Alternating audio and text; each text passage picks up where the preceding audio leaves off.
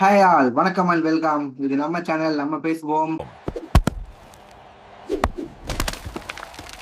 Hi Saran, welcome back Saran. ஆயிரம் hi.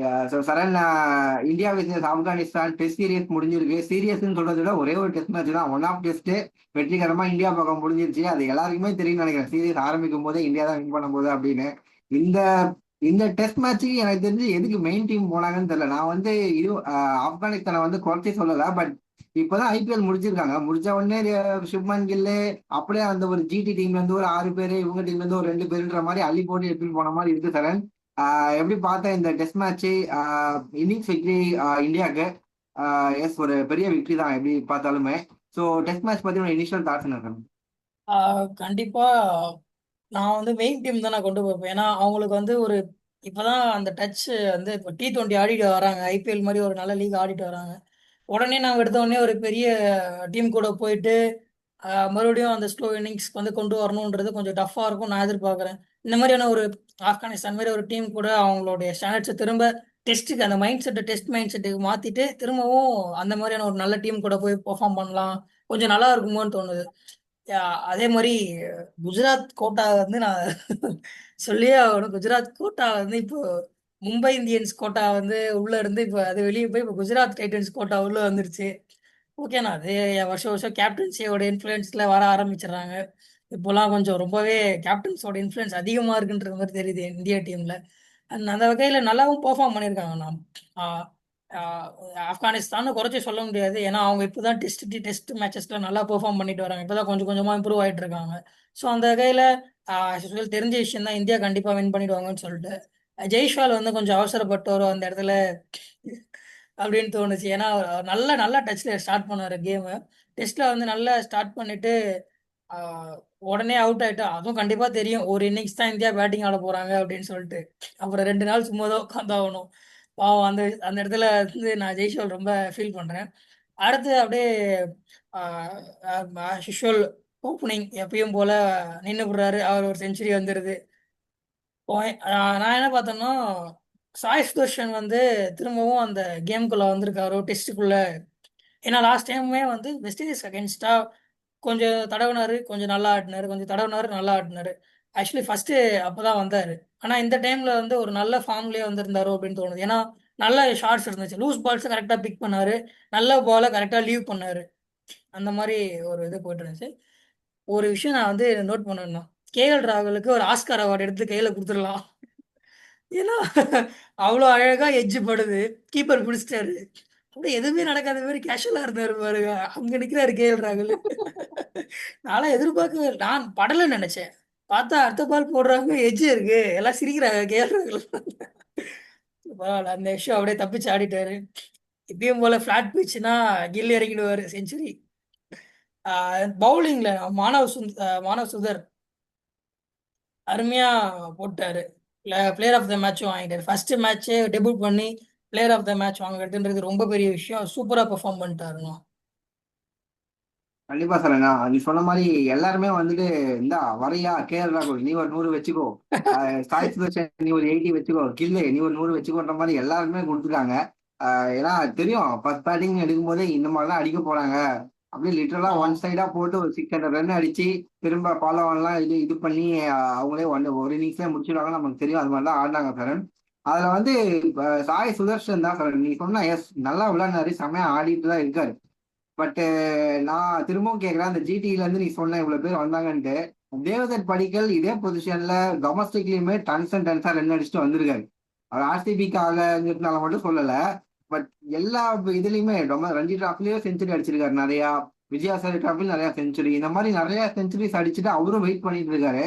இந்த ஸ்குவாட்ல இருந்தாரு, பட் பிளேயிங் அவனை எடுக்கல.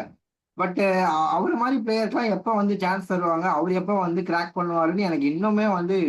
ஏன்னா இந்த மாதிரி ஒரு சின்ன டீம்ஸ் கூடயே வந்து சாய் சுதர்ஷன் தான் ஆடுறாரு. சப்போஸ் நாளைக்கு வந்துட்டு இங்கிலாந்தோட வெளியே போய் வரனாலும் அங்கேயே அவர் தான் ஆடுறாரு அப்படிங்கிறப்போ இந்த மாதிரி பிளேயர்ஸ் தேவதத் படிக்கல் எல்லாம் எப்ப வந்து உள்ள வருவாருன்னு எனக்கு தெரியல சார். அது ஒரு பக்கம் சாய் சுதர்ஷனுடைய பர்ஃபார்மன்ஸ் பார்த்து சந்தோஷமா இருக்கு. பட் இன்னொரு பக்கம் அந்த பொசிஷன்ல அந்த மாதிரி பிளேயர்ஸும் இருக்காங்களே வெயிட்டிங்ல, எப்ப உள்ள வர போறாங்கன்ற வருத்தமும் இருக்கு. பட் இப்போதைக்கு சாய் சுதர்ஷன் ஜஸ்டிஃபை பண்றாரு அவருடைய செலக்ஷனுக்கு, நல்லா ஆடி இருக்காரு. மேபி இன்னும் செஞ்சுரி போட்டிருந்தா இன்னும் அவர் வந்து அவர் பேசியிருக்கவே தேவையில்ல, யாரும் அவரை பத்தி பேசியிருக்கவே மாட்டாங்க. ஆமா. செஞ்சுரி போட்டிருந்தா நான் செஞ்சுரி அடிச்சிட்டேன், இதுக்கு மேலே என்னை யாரும் கேள்வி கேட்கக்கூடாதுன்ற மாதிரி சொல்லியிருப்பாரு. பட் இதுவும் நல்ல ஸ்கோர் தான், எல்லாருமே நல்லா பண்ணியிருக்காங்க சரண். அண்ட் நீ சொன்ன மாதிரி மானவ் சுதார் சரியான ஒரு பவுலிங்கு, அப்படியே வந்து அந்த லூப் அது இதுன்னு பயங்கரமா ஐபிஎல்ல எல்லாருமே பார்த்துட்டாங்க ஆமா. அங்க என்ன டேலண்ட் அப்படின்னு. அதை அப்படியே இங்க சூப்பரா கொண்டு வந்தாரு. எனக்கு தெரிஞ்சு ஃபியூச்சர்ல கண்டிப்பா இவருமே வந்து ஒரு சிமெண்ட் போறதுக்கான சான்ஸ் இருக்கு சரண். நல்லா பவுலிங் பர்ஃபார்மன்ஸ். அண்ட் ஆப்கானிஸ்தான் தரப்புல நீ என்ன பார்த்த, நீ சொன்ன மாதிரி அந்த சலீம், முகமது ஆ. சலீம் அவர் ஒருத்தர் தான் லோன் வாரியரா செம்மையா பவுலிங் போட்டார் சரண். அப்படியே ஆப்கானிஸ்தான் பத்தி சொல்லி. ஆப்கானிஸ்தான் அவங்க நல்லா பவுலிங் போட்டாங்க. ஆக்சுவலி ஃபர்ஸ்ட் ஸ்டார்டிங் ஃபேஸ்ல வந்து கேஎல் ராகுல திணற விட்டாரு. அது ஓப்பனா சொல்லணும்னா திணற விட்டாங்க. யாரு ஜியார் ரஹூமும் ஒமர் சாயுமே வந்து இனிஷியல் ஃபேஸ்ல செமையா போட்டாங்க. லிட்டரலா கேஎல் ராகுலுக்கு பேட்லேயே போடல. நிறைய பால் லீவ் பண்ணிட்டாரு. டக்கு டக்குன்னு ஸ்லைட் எட்ஜ் அங்கங்க வாங்கினாரு. நிறைய மிஸ் பண்ணாரு. அதுக்கப்புறம் தான் கேம்குள்ள வந்தார். அந்த டைம்ல ஜெய்ஸ்வால் நல்லா பண்ணாரு. ஸோ உடனே அந்த 2 பேரும் முடிஞ்சதும் வந்தாரு பாருங்க ஒருத்தர். செம லென்த்னா சலீம் வச்சு சொருவிட்டாரு. ஆனா லிட்டரலா பயங்கரமா போட்டாரு. அண்ட் போக போக ஃபேஸ் போக போக ரன்ஸ் கொடுத்துட்டாரு. ஏன்னா அதே ஃபேஸ் அதே ஸ்பீட்ல தான் மெயின்டைன் பண்ணிட்டே வந்தார் நல்லா. ஆனா இப்போ 5 விக்கெட் ஆல் நினைக்கிறார். இதுல வந்து 6 விக்கெட் ஆல்.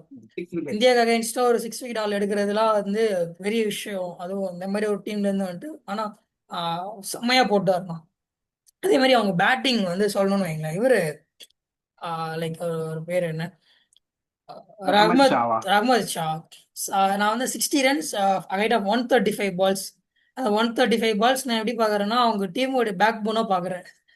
அவ்வளோ நேரம் அவர் அங்கே ஸ்டே பண்ணது மட்டும் நான் வந்து ரொம்ப பெரிய விஷயமா பார்க்குறேன். ஏன்னா இந்த மாதிரியான ஒரு பவுலிங் லைனப் நல்ல மானவ சுந்தர் வந்து செமையா போட்டுட்டு இருந்தார் அந்த டைம்ல. அவரிடம் தப்பிச்சு தப்பிச்சு ஆடிட்டு இருக்கிறது அந்த அந்த டைம்ல பெரிய விஷயம். ஆனால் ரஹமதுல்லா குட் பாஸ் வந்து நல்லா ஸ்டார்ட் பண்ணாருண்ணா. அது ஒரு சின்ன இதில் தான் மிஸ் பண்ணிட்டாரு. அவர் செம்ம ஃப்ரெஸ்ட் ஆயிட்டாரு அந்த டைம்ல. ஏன்னா அவர் நின்று இருந்தாருன்னா கண்டிப்பா இன்னும் கொஞ்சம் ஸ்கோர் வந்து நான் போயிருக்கும்னு எதிர்பார்க்குறேன். அண்ட் அவங்க செகண்ட் இன்னிங்ஸ்மே வந்து யார் அவரு ஓப்பனிங் பேட்ஸ்மேன் அது செதிக் இவரு அட்டால். அட்டால் செதிக்குள்ள அட்டால். ஆட்டலாம். அவருக்குமே வந்து பேக்ல நல்லா பட்டுச்சு. நல்லா அந்த சிக்ஸ்ல வந்து செம்ம சிக்ஸ் அடிச்சிருந்தாரு அதுல. ஸோ இன்னுமே அவங்களுடைய டெஸ்ட் கரியரை வந்து நல்லா இம்ப்ரூவ் பண்ணணும் அப்படின்னா இன்னும் கூட நிறைய சின்ன டீம்ஸ் கூட ஆடி நல்லா நல்லா இம்ப்ரூவ் பண்ணிட்டு வரலாம். ரொம்ப கம்மியாக தான் டெஸ்ட் ஆடி இருக்காங்க இது வரைக்குமே. ரெட் பால்ல வந்து ஆப்கானிஸ்தான் ரொம்ப கம்மியாக ஆடி இருக்காங்க. அந்த விஷயத்துல அவங்க இன்னுமே இம்ப்ரூவ் பண்ணணும்னு நினைக்கிறாங்க. கரெக்ட் சார், எஸ் ஆமா. ஏன்னா பெருசா வந்து ஏன்னா இதுல இருந்து இந்த மாதிரி இப்போ சலீம் நம்ம பேசுற மாதிரி யாராவது ஒருத்தர் ஒருத்தர் 2 பேர் நல்ல ஒரு இம்பாக்ட்ஃபுல் பர்ஃபார்மன்ஸ் கொடுத்து அங்க இருந்து தான் இவங்க வர முடியும். ஏன்னா எனக்கு தெரிஞ்சு மொத்த டீமாவே ஒரு 25 டெஸ்ட்டுக்குள்ளதான் இவங்க ஆடி இருப்பாங்களே ஆப்கானிஸ்தான் இது வரைக்கும். ஆமா. ஸோ இன்னும் நிறைய ஆப்பர்ச்சுனிட்டிஸ் அவங்க வந்து இன்னும் நிறைய விளையாடினா நிறைய லேர்ன் பண்ணுவாங்கன்னு நினைக்கிறேன். இந்த ஒரு டெஸ்ட்டுக்கு ஒரு 3 நாள் கிட்ட கொண்டு போனாங்க அகேன்ஸ்ட் பவர்ஃபுல் இந்தியன் டீம் அப்படிங்கிறப்போ ஓகே, ஓரளவுக்கு சரி. வந்து நீங்க பண்ணிருக்கீங்கப்பா, ஃபைன். அடுத்த திரும்ப அடுத்த டைம் இந்தியா வரும்போது இன்னும் நல்லா பண்ணணும் அப்படிங்கிற அந்த ஒரு இதோட தான் அவங்க போவாங்கன்னு நினைக்கிறேன். ரஹமத் ஷா நீ சொன்ன மாதிரி நல்லா ஆடினாரு சார். அவரு எனக்கு தெரிஞ்ச அந்த டீம்லயே அவரு அண்ட் இப்ராஹிம் சத்ரான் அந்த 2 பேர் தான் வந்து ரொம்ப டெக்னிக்கலி சவுண்ட் பேட்ஸ்மேன். நல்லா வந்து அப்ளை பண்ணி ஆடுவாங்க. ஒரு கேஎல் ராகுல்ல ஒரு பாதி ஆடுவாங்க அப்படின்னு ஆ. வச்சுக்கேன், அந்த மாதிரி தான். ஸோ அதனால ஓகே, ஒரு டீசென்டான ஒரு டீம், நல்ல ஒரு விக்டரி. சுப்மன் கில்லுக்கு அவர் ஒரு செஞ்சுரி போட்டாரு, மேன் ஆஃப் த மேட்ச் அவர் தான் அப்படின்னு நினைக்கிறேன். இல்ல ஸோ இவரு செமையான ஒரு victory. Manav Suthar. Oh sorry, Manav Suthar. Okay okay. ஆமா, அவருக்கு பாவம் டெபியூட்ல வந்து ஒரு 6 விக்கெட் ஆனா அப்படின்றதுனால இல்ல, எனக்கு என்னன்னா அப்படியே சுப்மன் கில்னால மேன் ஆஃப் த மேட்ச் அவருக்கு அப்படியே போய் அந்த ஒரு இதுல வந்துட்டேன் நானு. சுப்மன் கில் ஓகே. செஞ்சுரியா இருந்தாங்க மேன் ஆஃப் த மேட்ச் கொடுத்துருங்க அப்படின்னு வந்துடுறாங்க அந்த இதுலயே போயிட்டேன் நானு. நல்லா ஒரு விக்டரி தான் சரண். அடுத்தடுத்த டெஸ்ட் அவங்களுக்கு இன்னும் அடுத்த மாசத்துல நினைக்கிறேன் ஸ்ரீலங்கா போறாங்க. அங்க ஒரு ஆ. 2 டெஸ்ட் இருக்கு. அது கண்டிப்பா சேலஞ்சா இருக்கும் சரண். ஏன்னா அது ஃபுல்லாவே ஸ்பின்னிங் ட்ராக். ஆமா. நல்லா வந்து டர்னா டஃப்பான விக்கெட்டா இருக்கும். அங்க வந்து கண்டிப்பா ஸ்கில்ல அப்ளை பண்ணாம ஆடவே முடியாது. ஸோ அங்க போய் எப்படி ஆடுறாங்கன்னு பாக்குறதுக்கு தான் நான் ரொம்ப இதா இருக்கேன், இன்ட்ரெஸ்டடா.